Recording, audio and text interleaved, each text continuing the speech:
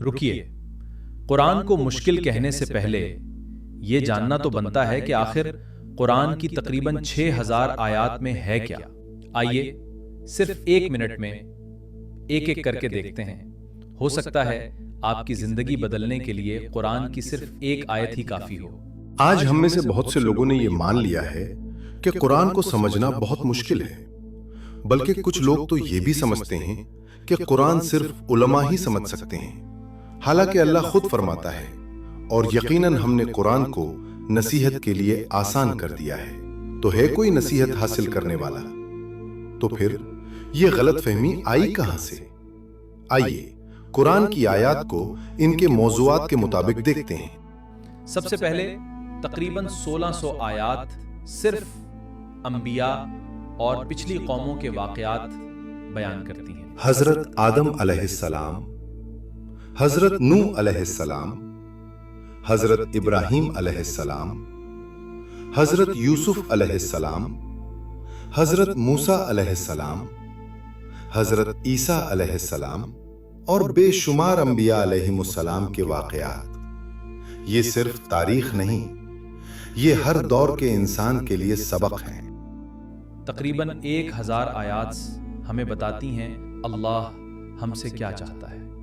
نماز، عدل، احسان، امانت، والدین کے حقوق، یتیموں کا خیال، صدقہ، وعدہ پورا کرنا، یہ صرف احکام نہیں بلکہ کامیاب زندگی کا مکمل نقشہ ہیں۔ تقریباً 1000 آیات ہمیں بتاتی ہیں کن کاموں سے بچنا ہے۔ شرک، جھوٹ، ظلم، سود، غیبت، تکبر، دھوکہ، ناانصافی، یہ پابندیاں نہیں بلکہ انسان کو تباہی سے بچانے والی حفاظتی دیواریں ہیں۔ تقریباً 1000 آیات اللہ کی رحمت، جنت اور کامیابی کی خوشخبری سناتی ہیں۔ اللہ بار بار یاد دلاتا ہے کہ وہ غفور بھی ہے، رحیم بھی، توبہ قبول کرنے والا بھی، اور نیکی کا اجر کئی گنا بڑھا دینے والا بھی۔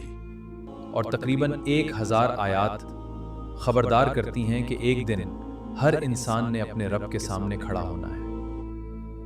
جہنم، قیامت، حساب، میزان، یہ خوف پیدا کرنے کے لیے نہیں بلکہ ہمیں سنبھالنے کے لیے ہے، تاکہ ہم وقت رہتے اپنا راستہ درست کر لیں۔ اب آتے ہیں ان آیات پر جنہیں اکثر لوگ سمجھتے ہیں کہ پورا قرآن شاید یہی ہے۔ تقریباً 500 آیات خاندانی، مالی، معاشرتی اور قانونی احکام بیان کرتی ہیں۔ نکاح، طلاق، وراثت، تجارت، قرض، گواہی اور انصاف، یہ وہ احکام ہیں جن کی تفصیل سمجھنے کے لیے اہل علم کی رہنمائی ضروری ہوتی ہے، لیکن پورا قرآن صرف انہی آیات پر مشتمل نہیں۔ اور یہی نہیں، قرآن ہمیں دعائیں بھی سکھاتا ہے۔ تقریباً 50 آیات صرف دعائیں ہیں۔ ربنا آتنا، رب زدنی علما، رب اغفر لی۔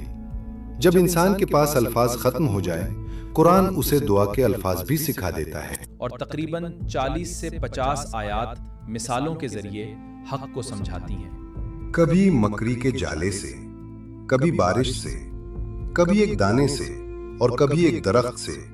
قرآن مشکل فلسفہ نہیں بیان کرتا بلکہ مثالوں سے حقیقت سمجھاتا ہے۔